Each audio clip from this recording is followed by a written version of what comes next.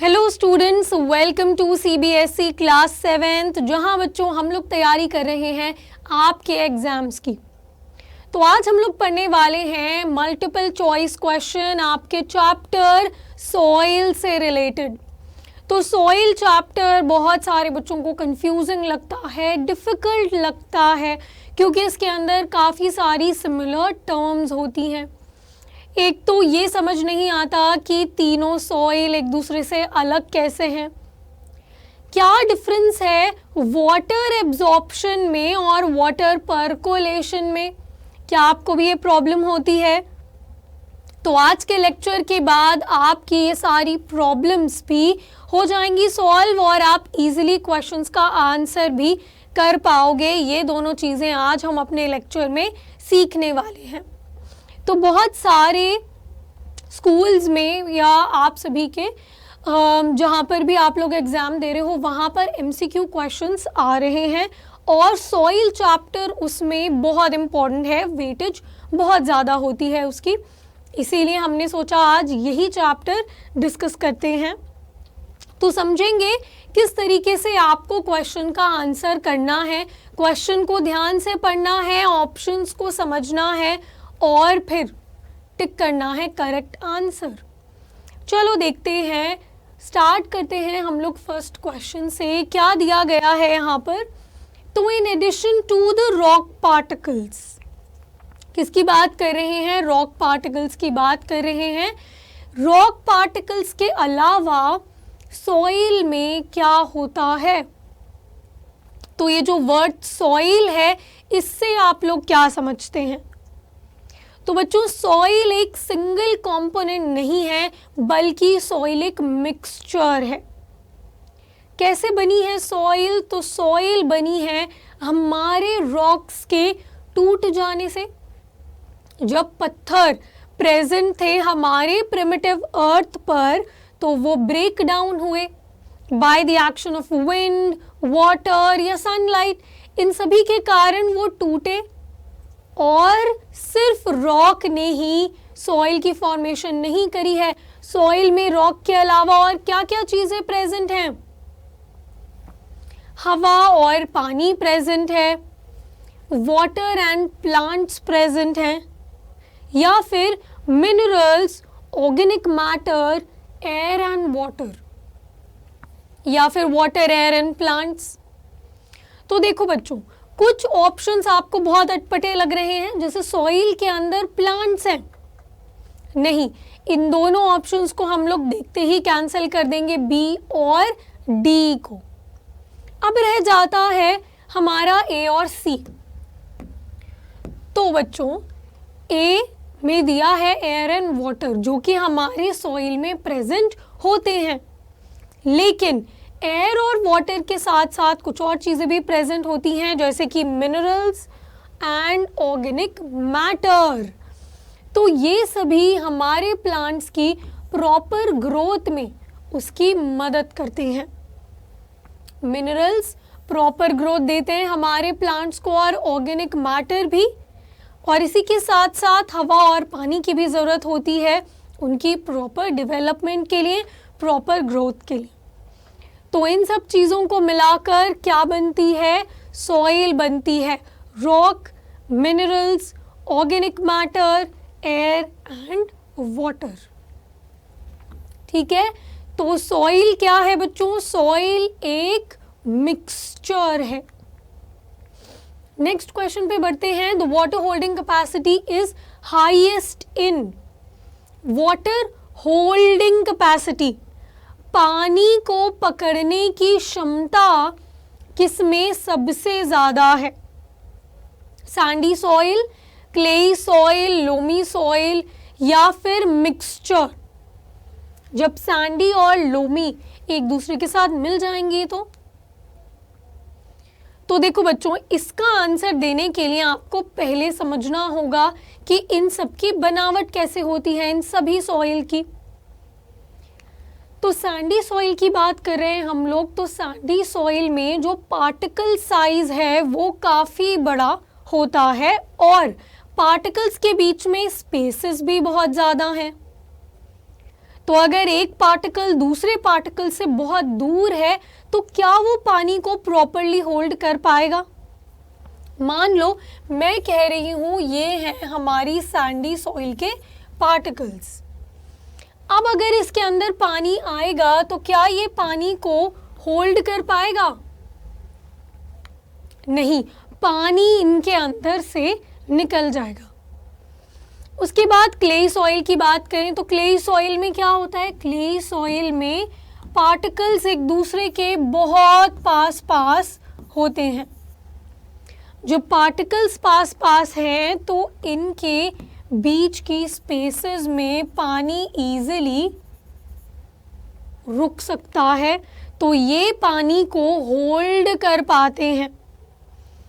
तो अगर हमें ऑप्शंस दिए गए हैं सैंडी, क्ले, लोमी, तो हम सैंडी को तो देखकर कैंसिल कर देंगे सीधा, क्योंकि सैंडी का पार्टिकल साइज बहुत बड़ा होता है, इसीलिए they can not hold water. और सबसे छोटा पार्टिकल साइज होता है क्ले का, तो इसीलिए क्ले सॉइल की वाटर होल्डिंग कैपेसिटी सबसे ज्यादा है। Next question, which of the following present in soil has the smallest sized rock particles? Again देखो, अब हमसे डायरेक्ट क्वेश्चन पूछा है। ये वाला क्वेश्चन थोड़ा इनडायरेक्ट था, जहां पर वाटर होल्डिंग कैपेसिटी के बारे में बात करी है। वाटर होल्डिंग कैपेसिटी आप तभी बता पाओगे जब आपको पार्टिकल साइज के बारे में पता होगा। अब यहाँ पे पार्टिकल साइज के बारे में पूछ लिया कि इनमें से किसके पास सबसे छोटे साइज के रॉक पार्टिकल्स होंगे? ग्रेवल, सिल्ट, क्ले या फिर सैंड? तो इसका सही आंसर है क्ले।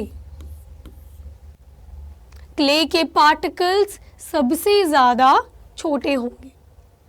सबसे बड़े पार्टिकल्स होंगे सैंड के, उसके बाद सिल्ट एंड देन सबसे छोटे होंगे क्ले में। तो इन्हीं पार्टिकल साइज की कॉन्सेंट्रेशन से हमारी डिफरेंट टाइप की सॉइल बनती है। मान लो किसी सॉइल में सैंड बहुत ज़्यादा है, सैंडी पार्टिकल ज़्यादा हैं, तो इसके कारण क्या होता है? इसके कारण बच्चों वो सॉइल सैंडी सॉइल बन जाती है। ऐसी सॉइल जिसके अंदर क्ले के पार्टिकल्स बहुत ज़्यादा हैं, वो क्लेई सॉइल बन जाती है। और ऐसी सॉइल जिसमें क्ले, सिल्ट और सैंड तीनों कुछ प्रोपोर्शनेट अमाउंट में प्रेजेंट है, तो ऐसी सॉइल लोमी सॉइल कहलाती है, या उसे लोम भी कहते हैं। Then the next question, the best soil for growing paddy is the one which has. Paddy की बात कर रहे हैं हम लोग, राइस की कल्टीवेशन की बात कर रहे हैं, चावल उगाने की बात कर रहे हैं। तो उसके लिए कौन सी सॉइल सबसे अच्छी होगी? सॉइल की टाइप नहीं पूछा है, आपसे सॉइल के कैरेक्टरिस्टिक्स पूछे हैं। देखो जरा, low percolation rate of water, high percolation rate of water, moderate या फिर जीरो। तो बच्चों आप देख लेते हैं, अभी तक हमने बात करी वाटर होल्डिंग कैपेसिटी की, कि कोई सॉइल कितना पानी अपने पास रख पाती है, होल्ड कर पाती है। इसका बिल्कुल उल्टा है पर्कोलेशन। तो पर्कोलेशन में क्या होता है? पानी का पास हो जाना एक सॉइल से निकल जाना, रिंस ऑफ हो जाना किसी भी सॉइल से, दैट इज पर्कोलेशन। तो पैडी जिस टाइप की हमारी क्रॉप है उसके लिए हमें क्या चाहिए होता है? पानी बहुत ज़्यादा चाहिए होता है, वाटर ज़्यादा अमाउंट में चाहिए। लेकिन पर्कोलेशन है सॉइल से पानी का निकल जाना, पास ऑफ हो जाना। तो लो पर्कोलेशन रेट होगा क्या? ऐसा सॉइल जिसके अंदर पानी पास ना हो, वो सॉइल के अंदर ही रहे, ऐसी सॉइल हमें चाहिए होगी पैडी क्रॉप को ग्रो करने के लिए। तो हम कहेंगे लो परकोलेशन रेट ऑफ वाटर, जहां पर परकोलेशन रेट कम हो, बहुत ज़्यादा ना हो। बहुत ज़्यादा हो जाएगा तो सॉइल के पास पानी बचेगा ही नहीं, और अगर पानी नहीं बचेगा तो पैडी क्रॉप भी हम ग्रो नहीं कर पाएंगे। देखो मॉडरेट यहाँ पर इसलिए नहीं आएगा क्योंकि पैडी क्रॉप को ग्रो होने के लिए बहुत ज़्यादा पानी चाहिए होता है, और ज़ीरो परकोलेशन रेट किसी भी सॉइल का नहीं है। परकोलेशन कुछ ना कुछ वो सभी शो ज़रूर करते हैं। Then fifth question, the removal of fertile top soil from land by wind or water is called soil dash। तो सॉइल की हम सभी को पता है कुछ लेयर्स होती हैं। टॉप लेयर होती है, फिर सब सॉइल है, देन सबस्ट्रेटम होता है, एंड देन बेड रॉक होता है। ठीक है, सबसे ऊपर वाली लेयर क्या होती है? टॉप लेयर होती है। देन उससे नीचे वाली लेयर होती है subsoil, then it is substratum and bedrock. या फिर बच्चों हम इनको क्या कहते हैं? A horizon, B horizon, C horizon and bedrock, ये भी कहते हैं। तो जो टॉप लेयर है वो ए होराइजन को कॉन्स्टिट्यूट करती है। तो अगर ये जो टॉप लेयर है, the fertile layer of the soil gets washed off by the action of wind और वाटर, तो इस प्रोसेस को हम क्या कहते हैं? तो इस प्रोसेस को बच्चों हम लोग कहते हैं इरोजन। तो हम लोग इसे सॉइल इरोजन कहते हैं। करेक्ट ऑप्शन है B. The manufacture of which of the following materials, इनमें से कौन से मटेरियल्स अगर हम लार्ज स्केल पर बनाएं तो उनसे सॉइल इरोजन होगा? क्या होता है सॉइल इरोजन? सॉइल इरोजन है removal of top layer of the soil. जब हमारी सॉइल की फर्टाइल लेयर हट जाती है तो that is known as soil erosion. तो इनमें से किसको बनाते वक्त हम देखेंगे कि या हम ज़्यादा अगर उसको बनाएंगे तो सॉइल इरोजन होगा। तो बच्चों सॉइल इरोजन को रोकने का सबसे अच्छा एक हमारे पास तरीका है, और वो ये है कि हम ज़्यादा से ज़्यादा प्लांट्स लगाएं। क्योंकि अगर प्लांट्स होंगे, अगर ट्रीज होंगे, तो ट्रीज की जो रूट्स हैं वो हमारी सॉइल को होल्ड कर कर रखेंगी और उसे वॉश ऑफ नहीं होने देंगी। लेकिन अगर हम लोग प्लांट्स को हटा देंगे, प्लांट्स को काट देंगे, ट्रीज को काट देंगे, तो क्या होगा? यहाँ पर सॉइल इरोजन हो जाएगा। तो प्लास्टिक्स बनाने में हमें ट्रीज की ज़रूरत नहीं है। प्लास्टिक हमारा सही आंसर नहीं है। पेपर, पेपर को बनाने के लिए क्या चाहिए हमें? ट्रीज को काटना पड़ता है। पॉलिएस्टर नहीं है। प्लाईवुड, प्लाईवुड के लिए भी हमें ट्रीज चाहिए होंगे। तो बी और डी का अगर हम लोग लार्ज स्केल पर प्रोडक्शन करेंगे तो ये हमारी सॉइल का इरोजन कर सकते हैं। Which one of the following cannot be effect of soil erosion? तो इनमें से सॉइल इरोजन का क्या इफेक्ट नहीं हो सकता? तो सॉइल इरोजन जब हो गई है तो उसके कारण क्या नहीं होगा? क्या डेजर्टिफिकेशन नहीं होगा? बिल्कुल हो सकता है डेजर्टिफिकेशन। अगर किसी एक एरिया से सॉइल, फर्टाइल सॉइल हट जाती है तो क्या आप वहां पे कोई भी प्लांट ग्रो कर पाओगे? नहीं। तो इसीलिए क्या होगा? डेजर्टिफिकेशन होगी, डिसैलिनेशन भी होगी और फ्लडिंग भी होगी। लेकिन जो इफेक्ट नहीं है सॉइल इरोजन का वो है फेमीन।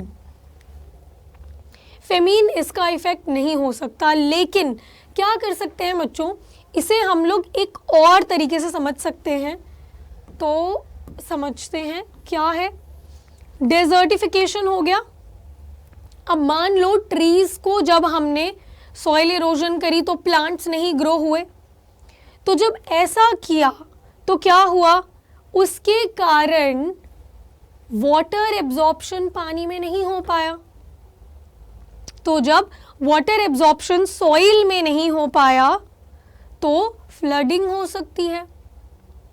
ऑल्सो अगर सॉइल इरोजन हुआ तो हम प्लांट्स नहीं ग्रो कर सकते, और अगर प्लांट्स नहीं ग्रो कर सकते तो फेमीन आ सकते हैं, खाने की कमी हो सकती है, भुखमरी आ सकती है। तो यहाँ पर हम डिसैलिनेशन भी आंसर लिख सकते हैं। तो डिसैलिनेशन लिख देते हैं यहाँ पे।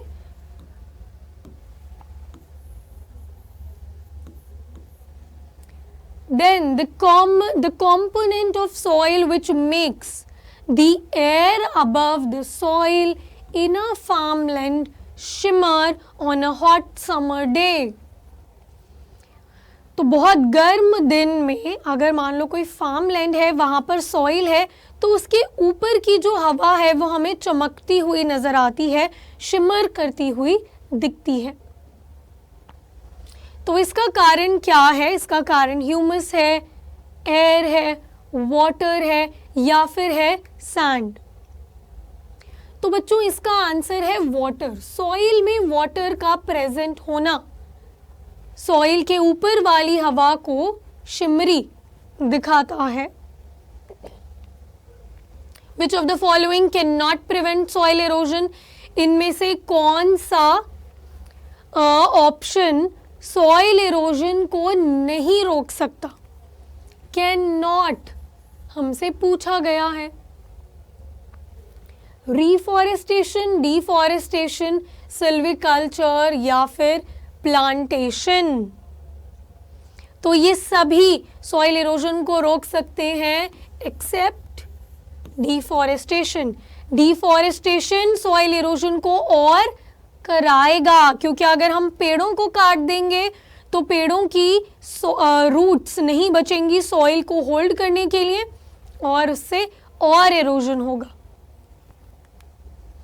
Then the process by which huge rocks, तो वो प्रोसेस जिससे बड़े बड़े रॉक्स ब्रेक डाउन होते हैं स्मॉलर पार्टिकल्स में, सन की हीट के कारण, विंड के कारण, रेन के कारण या फिर उनके ऊपर बहते हुए पानी के कारण, तो उसे हम लोग कहते हैं वेदरिंग।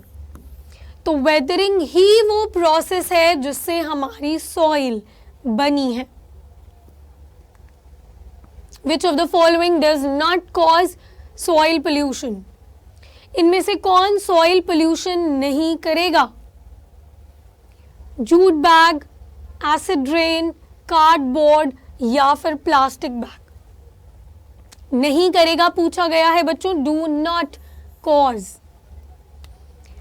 तो जूट बैग और कार्डबोर्ड ये दोनों बायोडिग्रेडेबल हैं, तो इसीलिए हम कहेंगे कि ये दोनों हार्म नहीं करते या ये दोनों सॉइल को पोल्यूट नहीं करते। Which type of soil can lead to the maximum waterlogging in the fields? Waterlogging का क्या मतलब है? पानी का रुक जाना, वहां पर पानी का इकट्ठा हो जाना। तो वाटर लॉगिंग बच्चों उसी सॉइल में हो पाएगी जो कि वाटर को होल्ड कर पाती है, और मैक्सिमम वाटर लॉगिंग उस सॉइल में होगी जिसकी वाटर होल्डिंग कैपेसिटी मैक्सिमम होती है, और वो है हमारी clayey soil. Then in order to make fertile soil, the tiny rock particles should be mixed with. अगर हम लोग फर्टाइल सॉइल बनाना चाहते हैं तो हमें रॉक पार्टिकल्स को किसके साथ मिक्स करना होगा? तो रॉक पार्टिकल्स को हमें मिक्स करना होगा ह्यूमस के साथ। ह्यूमस में क्या होता है? It is rich in minerals and organic matter. तो ये सभी चाहिए एक फर्टाइल सॉइल को बनाने के लिए। Then one of the following is not a type of soil. यहाँ पे हमें 4 ऑप्शंस दिए गए हैं और आपको बताना है इनमें से सॉइल का टाइप कौन सा नहीं है। तो भाई लोमी सॉइल हमारी होती है जिसमें क्ले के पार्टिकल्स भी हैं, सिल्ट के भी हैं और सैंड के भी हैं। क्लेई सॉइल भी होती है, सैंडी सॉइल भी होती है। जो सॉइल नहीं होती वो है silty soil. Silty soil is not a type of soil. और उसके बाद we have the last question, the best soil for growing crop is. तो मैक्सिमम क्रॉप्स को ग्रो करने के लिए बच्चों कौन सी सॉइल सबसे अच्छी है? तो वो सॉइल जिसमें ना तो वाटर होल्डिंग कैपेसिटी बहुत ज़्यादा हो और ना ही बहुत कम हो। मॉडरेट वाटर होल्डिंग कैपेसिटी उसके अंदर होनी चाहिए। तो इसीलिए इसका सही आंसर होगा लोमी सॉइल। लोमी सॉइल जो है ये बेस्ट सॉइल होती है किसी भी क्रॉप को ग्रो करने के लिए। बाकी हमारी सैंडी सॉइल तो बहुत ज़्यादा हाई वाटर पर्कोलेशन होता है इसमें और बहुत लो वाटर होल्डिंग कैपेसिटी होती है, इसलिए नो। और ऐसे ही क्लेई सॉइल में अगर हम बात करें तो क्लेई सॉइल में क्या होता है? वाटर होल्डिंग कैपेसिटी बहुत ज़्यादा है और पर्कोलेशन बहुत लो है। तो सैंडी में क्या है बच्चों? सैंडी में हाई पर्कोलेशन। तो देखो ये दोनों चीज़ें बिल्कुल उल्टी हैं, इनमें कंफ्यूज नहीं होना है। हाई पर्कोलेशन है और लो वाटर होल्डिंग कैपेसिटी है।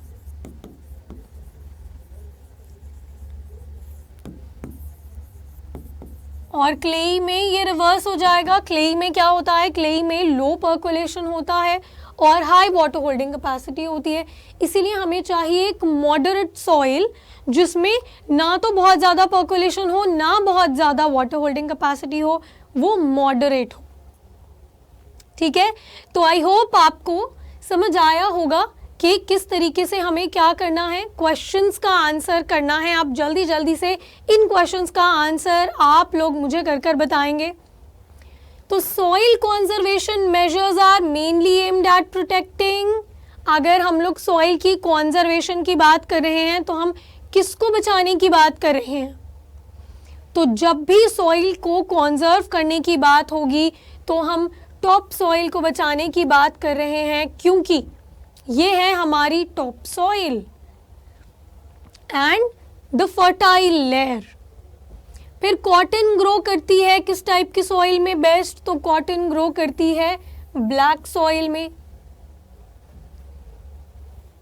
उसके बाद in which of the following humus is present in reasonable amount? Humus reasonable amount में प्रेजेंट होती है जितनी की हमें उसकी जरूरत है, तो दैट इज ए होराइजन। फटाफट से आप सभी को मुझे आंसर बताने हैं इन सभी क्वेश्चंस के। उसके बाद sandy soils are found in, sandy soil हमें डेजर्ट में मिलती है, तो यहाँ पर करेक्ट ऑप्शन होगा सी।